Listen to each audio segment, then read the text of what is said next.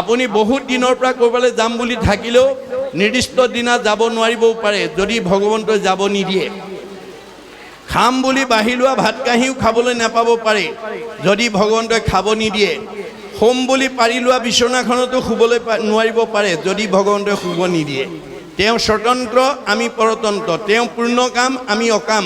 সেইকাৰণে যাত্ৰা আৰু কৰ্মৰ প্ৰাৰম্ভণিতে আমি ঈশ্বৰত অৰ্পণ কৰি কৰ্মবিলাক কৰিব লাগে। যত ধৰ্ম কৰ্ম কৰা কৃষ্ণত অৰ্পণ, দেৱে অপ্ৰয়াসে সিজিবেক প্ৰয়োজন। তেতিয়াহে আপোনাৰ সেই কৰ্মৰ লক্ষ্য উদ্দেশ্য বা বাসনা কামনা পূৰণ হ'ব। ঈশ্বৰক এৰি মই কৰিছোঁ বুলি ভাবি কৰ্ম কৰিলে সমস্ত কৰ্মক মই কৰোঁ বুলি মানে অহংকাৰ বুলি তাক জানিবা আপোনে। মই কৰিছোঁ বুলি ভাবি কাম কৰিলে কেতিয়াও কামত সাফল্য হ'ব নোৱাৰে। অহংকাৰ আহিব, অহংকাৰে আমাৰ জীৱনলৈ পতন নমাই আনিব।